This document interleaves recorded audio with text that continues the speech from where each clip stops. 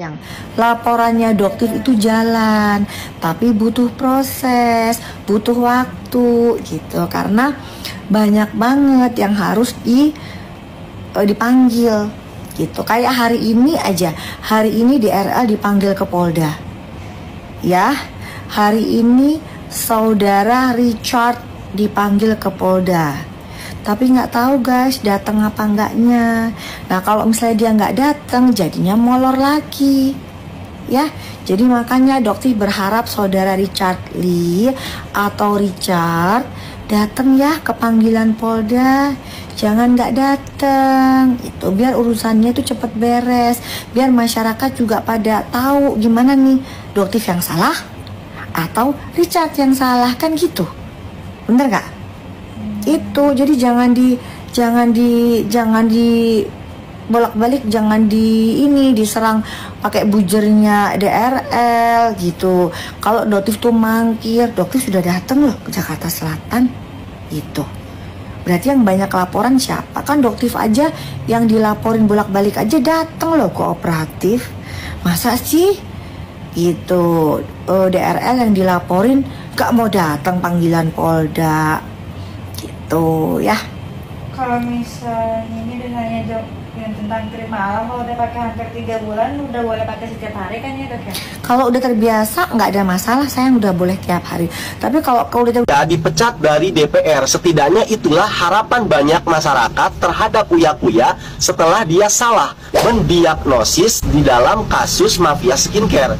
Kesalahan Uya dalam mendiagnosis kasus ini tuh apa sih? Yaitu Uya mendiagnosis bahwasanya dalam kasus ini itu adalah persaingan dagang yang tidak sehat, begitu loh. Seharusnya dia mendiagnosis dalam kasus ini adalah produk yang tidak baik ataupun produk yang ilegal, bukan malah ke persaingan dagangnya yang tidak sehat, begitu loh. Karena kalau produknya sudah baik, meskipun ada persaingan dagang, itu akan terjadi dengan sehat. Contoh, ada Le Mineral, ada Aqua, ya kan? Mereka ada persaingan dagang, tetapi sehat persaingannya. Kenapa? Karena produknya itu baik. Lain dengan skincare ini, karena produknya itu buruk, maka terjadilah persaingan yang tidak sehat. Begitu loh. Coba produk ini baik, tidak mungkin ada yang namanya review negatif, ada penyegokan, ada penyuapan, begitu loh. Nah, sepertinya Uya ini salah mendiagnosis, malah ke persaingan dagang yang tidak sehat. Sheila Saukia bantah dirinya jadi tersangka. Itu hanya hoax. Berita viral kali ini datang dari Sheila Saukia, guys. Beberapa hari ini beredar sebuah kabar kalau Sheila Saukia atau Kak Sel gitu ya guys, sudah ditetapkan sebagai tersangka atas laporannya Doktif atau dokter detektif gitu guys. Bahkan ada kabar kalau Sheila Saukia ini tuh meminta penangguhan penahanan sampai lebaran gitu ya guys. Seharusnya kan Sheila Saukia ini tuh ditangkap atau ditahan di penjara gitu. Tapi Sheila Saukia kayak meminta penangguhan gitu. Karena kabar ini kan sudah sangat ramai sekali gitu ya guys, dan Sheila Saukia ini mungkin sudah mendengarnya gitu. Sheila Saukia ini tuh membagikan story di sosial medianya kalau kabar tersebut ini adalah hoax gitu. Di story-nya Sheila Saukia ini memposting sebuah foto yang kayak berjudul Sheila Saukia ditetapkan sebagai tersangka, tapi ditambahin sama tulisannya Sheila Saukia ini kalau hoax gitu guys, seperti ini ya. Mengenai berita tentang tersangka atau mengenai berita tentang hoax ini gitu ya guys, belum ada pernyataan resmi atau rilis dari kepolisian ataupun komentar dari Sheila Saukia-nya itu sendiri gitu ya guys. Sheila Saukia ini tuh masih kayak bungkam gitu, bahkan beberapa hari yang lalu ketemu awak wartawan aja tuh masih diem gitu, nggak mau kayak wawancara gitu guys. Tapi emang bener ini hoax gitu ya guys, soalnya tuh beritanya tuh sudah kayak santer banget ya terdengar gitu kalau Sheila Saukia itu meminta penangguhan penahanan sampai lebaran gitu guys. Tapi kalau misalnya Sheila Saukia ini tuh kayak diciduk gitu ya, atau misalnya kayak ditahan gitu, ini selnya kan mungkin bakalan bareng ya sama Nikita Mirzani gitu kan guys. Ini bakalan seru nih pasti di dalam penjara nanti. Kira-kira bakal disatuin nggak ya selnya sama Nikita Mirzani? Gimana nih menurut kamu? Lanjut di kolom komentar ya. Jangan lupa follow, like, komen, share, karena aku bakal upload setiap hari terbaru khusus kamu. Thank you, and see you next video. Bye. Gak usah cari-cari teman, gak usah cari-cari kawan. Lo gak punya teman, bela bener, memperbaiki diri.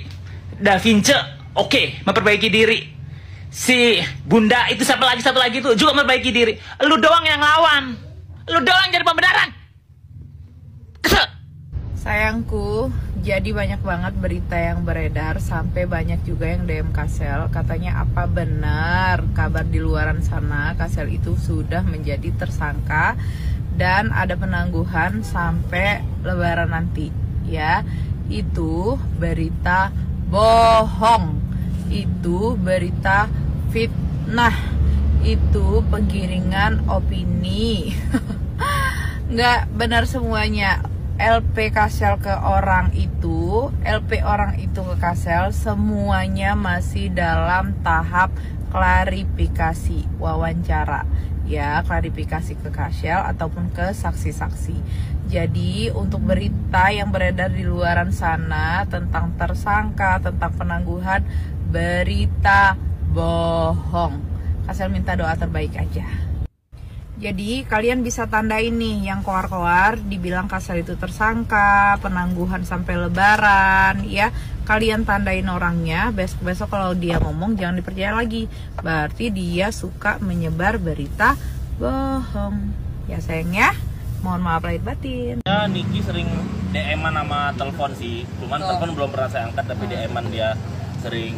Cuman dia lagi waktu sebelum dia udah tahu dia bakal ditersangkain gitu. Jadi dia pada saat itu kan sempat endorse yang apapun diambil gitu. Nggak harus brand gede karena dia udah tahu dia bakal masuk. Jadi apa aja dia akan terima gitu. Tapi prihatin juga karena gini, menurut saya gini, Niki ini ada salahnya. Dari settingan kita baca ada sedikit salahnya. Tapi kalau nggak gara-gara mulut Niki, emang kita tahu bakal ada brand-brand yang overclaim. Bisa mbak-mbak yang ada di sini pakai terus dong itu brand, ya kan, mukanya bisa hancur, bisa jerawatan, bisa apa-apa. Nah, dengan adanya Niki kebongkar, itu kita harus terima kasih ya. Sesuatu juga sih, ini kejadian Nikita ini kita terima kasih juga karena kan kita kan selama ini kan kita menggunakan skincare tuh yang nggak ngerti ya, ada bahan hidrogenonnya atau merkurinya, ingredientnya kita nggak tahu. Nah itu kan nggak ngerti aja, kan, pakai aja, apalagi ya tahu sendiri, aku nggak ini di medsos ya, banyak kan yang jualan yang murah-murah kayak begitu. Nah dengan adanya seperti ini mungkin mereka akan stop dan takut ya. Nilai ini benar. Si Nikita ini ada nilai plusnya sih ya, jadinya ya. Dan nggak bisa kita pungkiri banyak sekarang yang beberapa skincare udah nggak jualan lagi kan. Gitu. Ada juga yang dipenjara, ada juga yang ditarik gitu. Itu kan jadi positif buat masyarakat lah gitu. Berarti kakak ini memang udah janjian nih bertiga pengen sengaja untuk Iya, dari 2 hari yang lalu sih sama lawyernya ya, sama Bang Fahmi. Bang Fahmi juga bilang tengokin Niki, sis, gitu, kasih support gitu. Karena gimana pun orang kalau di dalam penjara itu, dalam sel itu, dia mungkin tidak berharap kita membawakan sesuatu gitu, tapi dengan kita datang, kita hibur, itu tuh waduh, udah nggak ternilai dengan uang itu. Support sih ya, lebih ke support psikis ya. Kan karena kan Niki itu bertubi-tubi ya masalahnya ya, yang loli lah, yang anaknya lah, yang ini itulah, itu sih. Ya, tapi salut sih, jadi semua wanita harus gini, jangan lihat Nikita jeleknya aja, tapi tiru dia itu mentalnya sangat kuat. Tanpa orang tua ya kan, tanpa teman yang tulus, dia bisa menghadapi semua masalah. Perempuan loh. Iya benar. Oke, boleh. Oke, habis itu nanti mungkin setelah nanti ya. Kasih tahu ngapain aja sih Niki, Allahu Akbar di sana ya. Siapa? Hati-hati Kak. Doktif. Kenapa Doktif? Doktif mau ngejekin outfit ibu petani. Dok, ibu petani itu lebih mulia. Kenapa? Karena ibu petani tidak ada sumpah, ya. Saya bersumpah akan menjaga profesi sesama petani. Terus dia bertani sambil ngejelek-jelekin petani lainnya. Nggak ada petani kayak gitu. Malu loh dok. Dokter sendiri punya sumpah saling melindungi nama sesama sejawat. Tapi apa yang terjadi? Jualan sambil jelek-jelekin sejawat lainnya. Oh, karena sejawat lainnya jual krim berbahaya. Terus sekarang sejawat yang kata dokter itu menjual krim berbahaya, menjual hidrokinon, menjual merkuncrit. itu mana? Ada nggak satupun yang masuk penjara? Nggak ada kan? Malah Doktif sendiri yang bentar lagi masuk penjara. Gimana sih? Masa pahlawan tidak punya bukti-bukti yang kuat untuk menuduh orang-orang yang dituduhnya penjahat? Apa jangan-jangan situ yang penjahat?